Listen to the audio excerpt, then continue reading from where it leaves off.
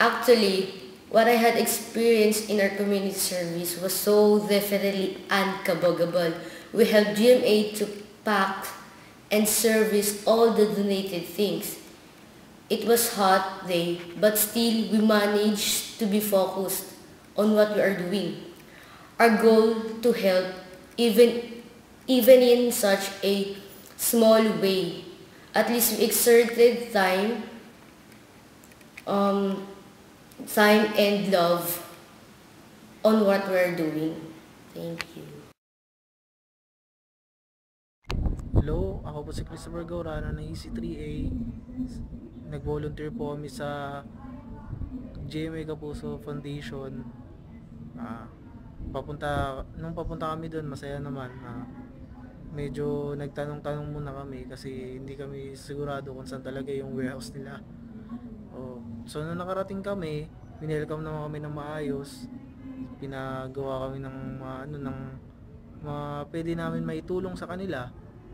Masaya naman kasi kami rin naman mismo nag-enjoy eh.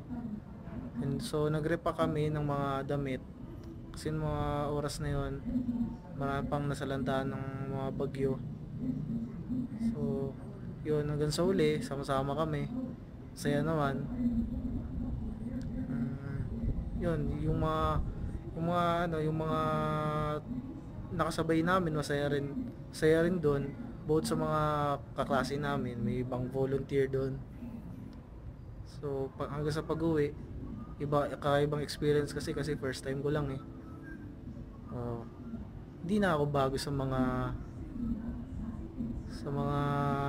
katulad ng mga aktibidades na ganun. So yun lang, bye.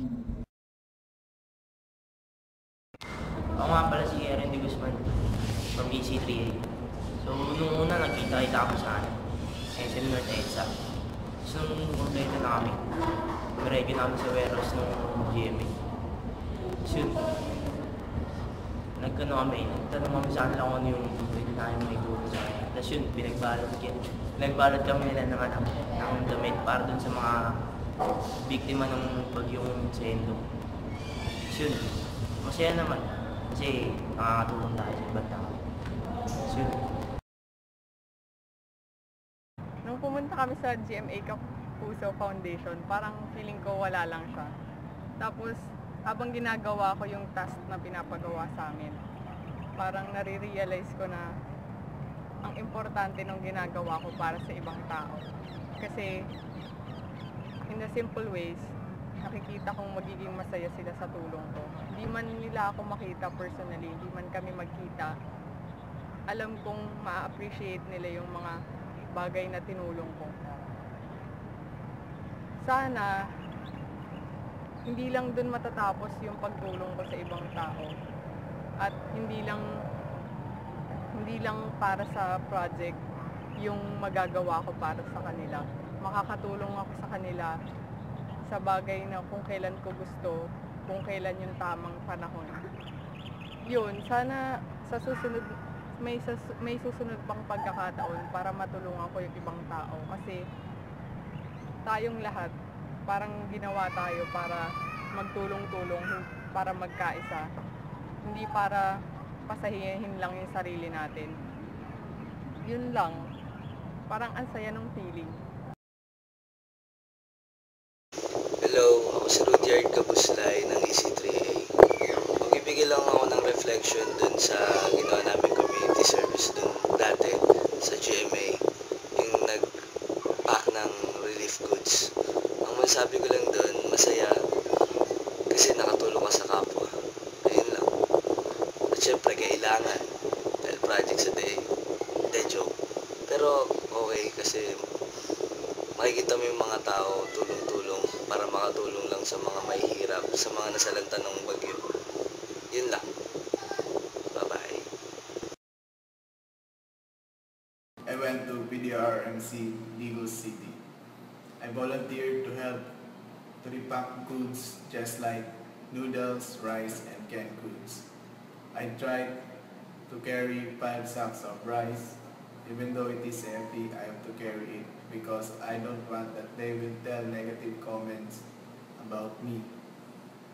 I also repack the used clothes to give in Compostela Valley. I worked there for 2 days, December 22 and 23. I was so blessed that the theology subject has this kind of project, helping and to serve others. At that day, I realized that helping others makes you feel better.